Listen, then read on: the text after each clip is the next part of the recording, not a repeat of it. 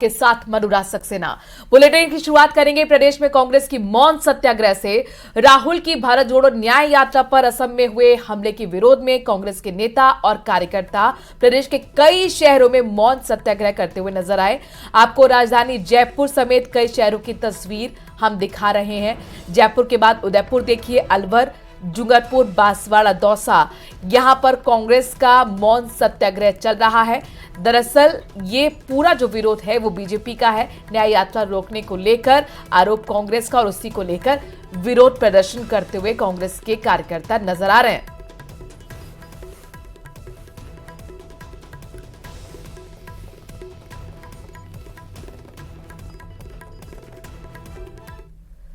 तो जयपुर के गांधी सर्किल पर कांग्रेस कार्यकर्ताओं ने विरोध प्रदर्शन किया है। असम में राहुल गांधी की न्याय यात्रा पर बीजेपी कार्यकर्ताओं पर हमला करने का आरोप लगाते हुए कांग्रेस ने राजस्थान समेत पूरे देश भर में मौन सत्याग्रह कर अपना विरोध दर्ज कराया है। 3 घंटे तक मौन सत्याग्रह चला। कांग्रेस नेताओं ने असम सरकार पर जमकर निशाना साधा।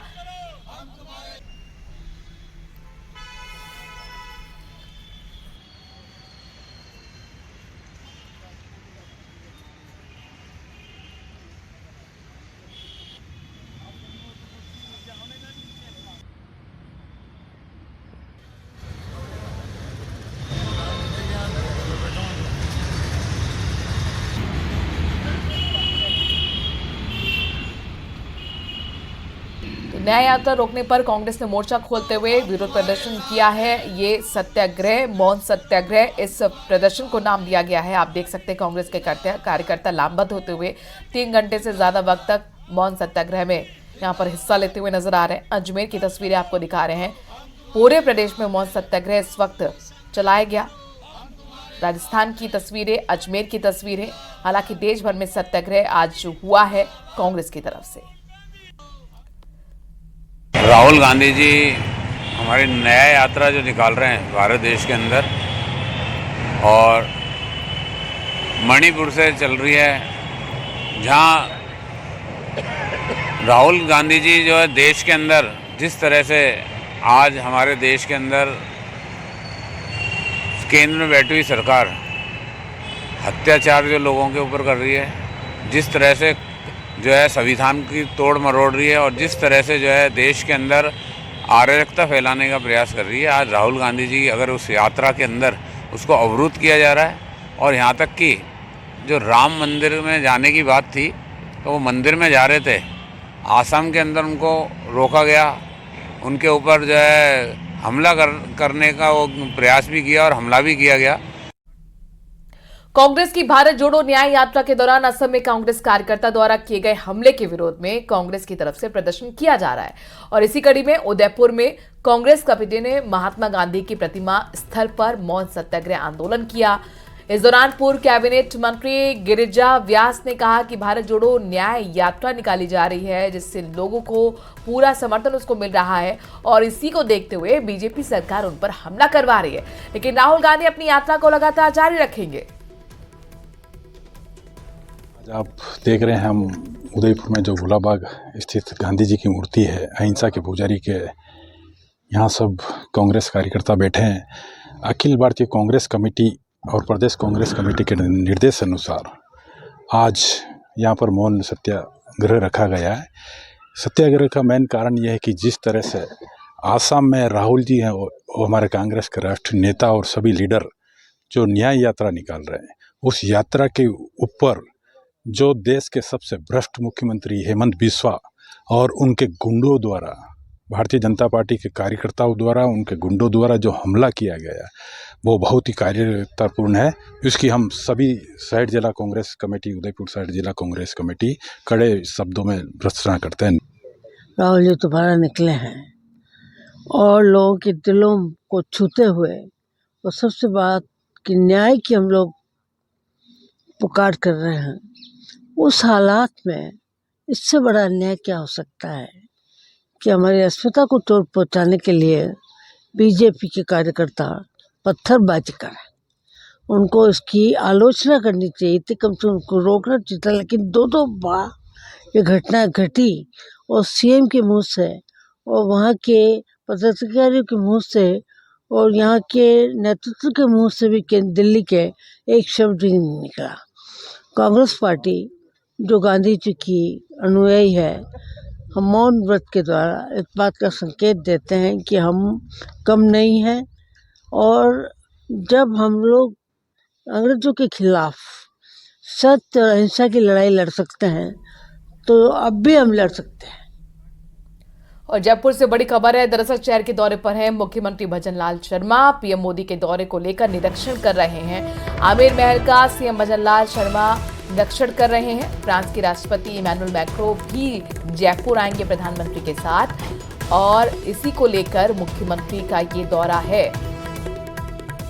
इससे पहले वो सड़कों का निरीक्षण कर रहे थे, तैयारियों का जायजा ले रहे हैं। प्रधानमंत्री नरेंद्र मोदी और फ्रांस के राष्ट्रपति इमैनुअल मैक्रों 25 जनवरी को जयपुर के दौरे पर रहेंगे। एक बड़ा रोड शो यहां पर निकाला जाएगा। आमेर महल भी जाएंगे, लिहाजा खुद मुख्यमंत्री भजनलाल शर्मा आमेर महल पहुंचे हुए हैं निरीक्षण करने के लिए, तैयारी का जायजा लेने के लिए। फ्रांस के राष्ट्रपति इमैनुअल मैक्रों और प्रधानमंत्री नरेंद्र मोदी जयपुर आ रहे हैं, लिहाजा सांस्कृतिक कार्यक्रम है, रोड शो हैं, और उन्हीं तैयारियों का जायजा ले रहे हैं मुख्यमंत्री भजनलाल शर्मा, ताकि किसी तरह की कोई चूक या कमी ना रह जाए। अफसरों की बड़ी टीम उनके साथ मौजूद है। ये आपको सीधी तस्वीरें दिखा रहे हैं आमेर महल की। न्यूज़ 18 राजस्थान पर एक्सक्लूसिव तस्वीरें आपके लिए आमेर महल की, जहां पर पहुंचे हुए हैं मुख्यमंत्री भजनलाल शर्मा, क्योंकि इसी महल का दौरा करेंगे फ्रांस के राष्ट्रपति इमैनुअल मैक्रों, जिनके साथ प्रधानमंत्री नरेंद्र मोदी भी रहेंगे। जयपुर पिंक सिटी, जिसके हेरिटेज और कल्चरल एनरिच कहा जाता है, और उसी को समझने के लिए, देखने के लिए फ्रांस के राष्ट्रपति आ रहे हैं। रोशन हमारे संवाददाता जयपुर से इस खबर पर जुड़ गए हैं। बिना देरी के रोशन का रुख करते हैं। रोशन, जाहिर तौर पर 25 जनवरी का दिन खास होने वाला है। जयपुर पिंक सिटी पे पहुंचेंगे दोनों नेता, इमैनुअल मैक्रों और प्रधानमंत्री, लिहाजा खुद मुख्यमंत्री मैदान पर हैं, निरीक्षण कर रहे हैं। क्या वहां पर चल रहा है, जरा बताइए, किस तरह के इंस्ट्रक्शंस मुख्यमंत्री की तरफ से दिए जा रहे हैं?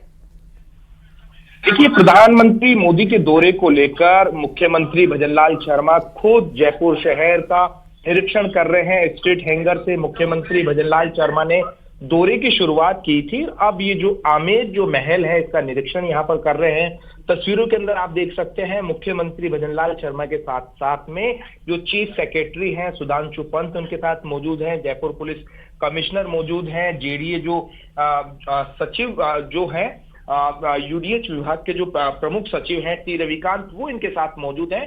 पूरा प्रशासनिक महकमा कह सकते हैं कि जिस तरीके से 25 जनवरी को पीएम मोदी और जो फ्रांस के जो राष्ट्रपति हैं इमैनुअल मैक्रों के दौरे को लेकर ये जो तैयारियां की जा रही है, बताया जा रहा है कि पीएम मोदी के साथ इमैनुअल मैक्रों जो हैं वो करीब 8 किलोमीटर का रोड शो करेंगे। जयपुर शहर का जो सौंदर्य है, जो विरासत है, उसको यहाँ पर जो देखा जाएगा। कहा जा सकता है कि जिस तरीके से जो जयपुर शहर की जो हेरिटेज, जो विरासत है, वो पूरी देश और दुनिया में जो विख्यात मान है, उसका कहीं ना कहीं एक जो मैसेज देने की यहाँ से कोशिश की जा रही है। कुल मिलाकर जब पीएम मोदी रहेंगे इस पूरे दौरे के अंदर, तो ऐसे में मुख्यमंत्री भजनलाल शर्मा के लिए एक बड़ी जिम्मेदारी बन जाती है कि चाहे सुरक्षा व्यवस्था हो, शहर का सौंदर्यीकरण हो, साफ सफाई, बिल्कुल ग्रैंड वेलकम होगा, ग्रैंड इवेंट होगा और उसमें कोई चूक ना रह जाए, इस लिहाजा खुद मुख्यमंत्री मैदान में है। शुक्रिया रोशन, तमाम जानकारी हम तक पहुंचाने के लिए। नजर बनाए रखिएगा, आपसे अपडेट्स लेते रहेंगे। राहुल गांधी की भारत जोड़ो न्याय यात्रा के दौरान असम में हुई घटना के मामले में दौसा में भी कांग्रेस ने मौन सत्याग्रह करके विरोध जताया है। इस दौरान कांग्रेस के जिला अध्यक्ष के रामजी लाल के नेतृत्व में कांग्रेस ने दोपहर 12 बजे से लेकर 2 बजे तक गांधी सर्किल पर जाकर मौन सत्याग्रह का कार्यक्रम रखा। हालांकि इस कार्यक्रम में कांग्रेसी की संख्या काफी कम नजर आई है। वहीं मौन सत्याग्रह के दौरान कांग्रेसी मोबाइल पर या फिर आपस में बातें करते हुए भी नजर आए, जो सत्याग्रह स्थल पर ही चर्चा का विषय बना रहा। ये तस्वीर आपको मौन सत्याग्रह की दिखा रहे हैं। दरअसल आज पूरे देश में, प्रदेश में मौन सत्याग्रह चल रहा है कांग्रेस का। अलग अलग चौराहों पर जाकर शहरों में मौन सत्याग्रह किया जा रहा है, लेकिन चर्चा का विषय मोबाइल पे लगातार बिजी रहना कांग्रेस कार्यकर्ताओं के बीच बना रहा। गांधी जी के नेतृत्व में जो भारत जोड़ो न्याय यात्रा चल रही है, उसका आसाम में यात्रा पर हमला किया गया और एक बहुत बड़े संत जिनका जन्म स्थान है वहाँ पे, उस मंदिर के अंदर राहुल गांधी जी को आमंत्रित किया गया था। राहुल गांधी जी उसमें जाना चाहते थे, लेकिन आसाम की पुलिस ने, आसाम की सरकार ने उनको जाने नहीं दिया गया और ज़बरदस्ती उनको रोक दिया गया और उन पर हमले किए गए। मैं समझता हूँ इस तरह की प्रवृत्ति ये लोकतंत्र के लिए ठीक नहीं है। तो इसी बात को लेकर कांग्रेस पूरे देश में जिला स्तर पर मौन सत्याग्रह कर रही है। इस वक्त की बड़ी खबर यह है कि असम में राहुल गांधी के खिलाफ एफआईआर के निर्देश दे दिए गए हैं। असम के मुख्यमंत्री ने केस दर्ज करने के निर्देश दिए। सीएम हेमंत बिस्वा शर्मा ने डीजीपी को निर्देश दिए हैं कि एफआईआर राहुल गांधी के खिलाफ दर्ज कराई जाए। राहुल गांधी पर भीड़ को उकसाने का आरोप है। राहुल गांधी ने असम के सीएम पर इस दौरान हमला बोला और कहा कि असम के सीएम से हम नहीं डरते हैं। न्याय यात्रा को रोकने की कोशिश की जा रही है बीजेपी की तरफ से। हमें मंदिर नहीं जाने दिया गया, ये आरोप राहुल गांधी ने प्रेस कॉन्फ्रेंस कर लगाए जब डीजीपी को मुख्यमंत्री हेमंत बिस्वा ने राहुल गांधी के खिलाफ एफआईआर दर्ज करने के निर्देश दिए। आरोप ये लगा है उन पर कि उन्होंने भीड़ को उकसाया। दरअसल जब गुवाहाटी में परमिशन न्याय यात्रा को ऑर्गेनाइज करने की नहीं मिली तो उस वक्त कांग्रेस के कार्यकर्ता बैरिकेड्स तोड़ते हुए नजर आए थे और इसी को लेकर यह एफआईआर दर्ज की गई है। एक्चुअली ये जो असम के चीफ मिनिस्टर यात्रा के अगेंस्ट कर रहे हैं, सबसे पहले इससे यात्रा का फायदा हो रहा है। जो पब्लिसिटी हमें शायद नहीं मिलती वो असम के चीफ मिनिस्टर और शायद उनके पीछे अमित शाह हमारी मदद कर रहे हैं, तो उससे तो हमारा फायदा ही फायदा है। और मेन इशू आज असम में यात्रा बन गया है, ठीक है। अब जहां तक मंदिर में जाने का रोकना, कॉलेज में जाने से रोकना, अब यहाँ पे पद यात्रा रुकवानी, ये तो इनकी स्टाइल है, इंटिमिडेशन टैक्टिक्स है। हम इंटिमिडेट नहीं होते इन लोगों से, इनसे डरते नहीं हैं। तो हमारा तो फायदा है। हमारा जो मैसेज है, न्याय का मैसेज है, वो तो जा रहा है। चलिए खबरों में आगे बढ़ते हैं। सांगानेर की जनता को मुख्यमंत्री भजनलाल शर्मा ने आज बड़ी सौगात दी है। मुख्यमंत्री भजनलाल शर्मा ने सांगानेर में जन सुनवाई कार्यालय का उद्घाटन किया है। B2 बाईपास के पास आवासन मंडल कार्यालय में जन सुनवाई केंद्र बनाया गया है, जिसका मुख्यमंत्री भजनलाल शर्मा ने उद्घाटन किया। साथ ही निर्देश दिए कि पदाधिकारी यहां पर मौजूद रहेंगे और जन सुनवाई करेंगे, यानी कि जनता की समस्याओं को सुनेंगे और उसे मुख्यमंत्री तक पहुंचाने का काम करेंगे। सांगानेर की जनता को बड़ी सौगात मुख्यमंत्री भजनलाल शर्मा ने आज दी है। ये उस वक्त की तस्वीरें दिखा रहे हैं जब जनता को संबोधित करते हुए भी मुख्यमंत्री नजर आए थे। जन सुनवाई केंद्र यहां पर बनाया गया है, जिसका उद्घाटन मुख्यमंत्री ने किया है। इसका मकसद यही कि लोग यहां पर पहुंचे, अपनी समस्याएं बताएं, अपनी शिकायतें बताएं। पदाधिकारी को भी निर्देश मुख्यमंत्री की तरफ से दिए गए हैं कि इन समस्याओं को सरकारी विभाग तक लेकर जाएं ताकि समाधान हो सके।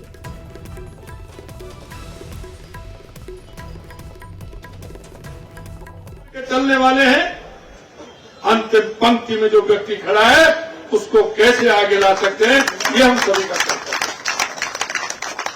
इसलिए मैं कहना चाहता हूं, हमारे पार्षदों को भी एक समय 1 घंटे का निर्धारित करना चाहिए कि हम इतने बजे से कितने बजे तक हम घर पर बैठे या उनका जो कार्यालय वहां बैठे। क्या आप बताइए क्या समस्या है? वो अपने लेवल पर नगर निगम से जो भी समस्या उनका समाधान करा सकते हैं तो करानी चाहिए। अगर उनके लेवल की नहीं है तो उन समस्याओं को यहां बताना चाहिए, जिससे उनको आगे राज्य सरकार से समस्याओं का समाधान कर सकते हैं। आपने जो भरोसा किया है, निश्चित रूप से हमारी सरकार उस भरोसे पर पूरा उतरेगी। हमने 1 महीना से कुछ थोड़े दिन हमें ज्यादा हुए हैं, लेकिन हमारे संकल्प पत्र में जो वादे हैं हमने उनको करने को प्रारंभ कर दिया है। लगातार आपके बीच में जो हम काम कर रहे हैं वो आपके बीच में आ रहे हैं। मैं आपको विश्वास दिलाता हूं कि जो हमारा संकल्प पत्र है उस सरकार ने तो अंत में गारंटियां दी थी, लेकिन मैं आपको बताना चाहता हूं हम 5 साल से पहले उन संकल्पों को पूरा करने का काम करेंगे। चलिए बात विधानसभा की करते हैं। दरअसल विधानसभा में दूसरे दिन की कार्रवाई शुरू होते ही सदन में जबरदस्त हंगामा शुरू हो गया। हनुमान बेनीवाल और गोविंद सिंह डोटासरा ने सरकार से पेपर लीक मामले पर गठित एसआईटी की जांच का ब्यौरा मांगा और सीबीआई से जांच की मांग की, जिसके बाद सदन में नारेबाजी शुरू हो गई। पेपर लीक मामले पर विधानसभा में भारी हंगामा। हनुमान बेनीवाल ने पेपर लीक पर उठाए सवाल, सरकार से मांगा एसआईटी जांच का ब्यौरा। सदन में सत्ता पक्ष और विपक्ष में तीखी नोकझोंक।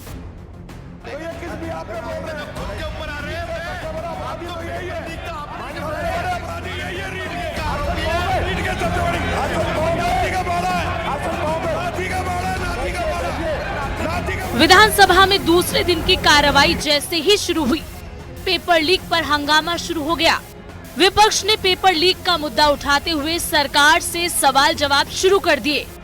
सवालों की शुरुआत पेपर लीक मामले की जांच से हुई।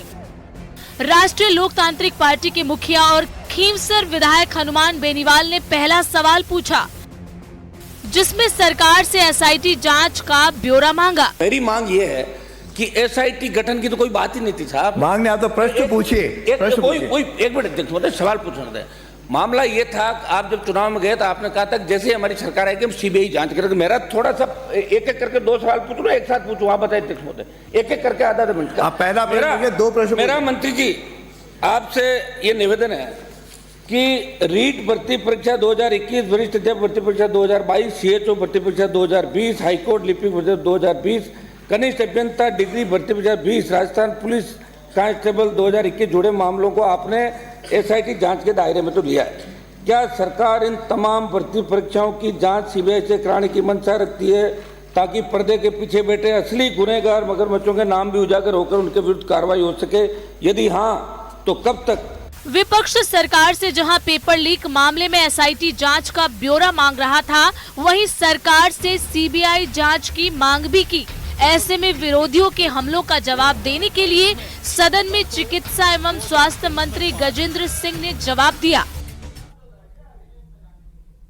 जाट आरक्षण आंदोलन से जुड़ी हुई इस वक्त की बड़ी खबर। राज्य सरकार ने अब इस मामले में गंभीरता दिखाई है। गृह राज्य मंत्री जवाहर बेडम, विधायक शैलेश सिंह ने मुलाकात की। सामाजिक न्याय मंत्री अविनाश गहलोत से मुलाकात। तीनों के बीच विधानसभा में लंबी इस बाबत चर्चा हुई। आंदोलन की ताजा स्थिति से रूबरू कराया गया। समाज के प्रतिनिधियों की आज आपको बता दें सरकार से वार्ता होनी है। 3 सदस्यीय प्रतिनिधिमंडल को विधानसभा बुलाया जा रहा है। इस वक्त की बड़ी खबर, बड़ा अपडेट, जाट आरक्षण आंदोलन से जुड़ा हुआ महापड़ाव पर बैठे हुए हैं तमाम जाट और उसी को लेकर अब सरकार काफी गंभीर नजर आ रही है। बाबूलाल हमारे संवाददाता इस खबर पर ज्यादा जानकारी के साथ जुड़ गए हैं। बाबूलाल, आज 3 सदस्यीय प्रतिनिधिमंडल को विधानसभा बुलाया जा सकता है, क्या वो वक्त हो सकता है और कितनी उम्मीद इस बैठक से, इस चर्चा से?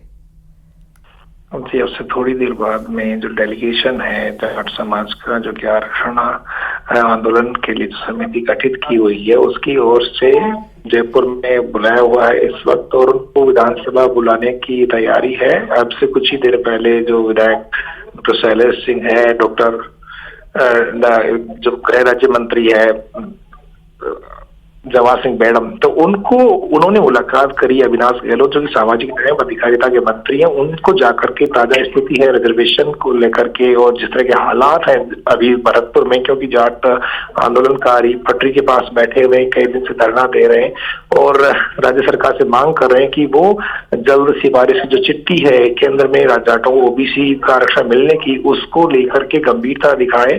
और डबल इंजन की सरकार है राजस्थान में और दिल्ली में, तो उसको लेकर राज्य सरकार को अब पहल करनी होगी, क्योंकि बरसों हो गए हैं जाट जो भरतपुर और धौलपुर के हैं उनको केंद्र में ओबीसी में आरक्षण नहीं है, राजस्थान में उन्हें आरक्षण जरूर मिल रहा है। इससे उनके जो प्रतिभाएं हैं उनको आरक्षण का लाभ नहीं मिल पा रहा है। इसलिए कई बार आंदोलन हो चुका है और इस बार भी आर पार की लड़ाई का ऐलान किया दोनों जिलों के जाटों ने। और सरकार की तरफ से गठित की गई थी, उसकी भी बातचीत हुई थी जाटों से, तो उसमें आपको लेकर क्या अपडेट है, क्या स्टेटस है, कहां तक वो बातचीत पहुंची?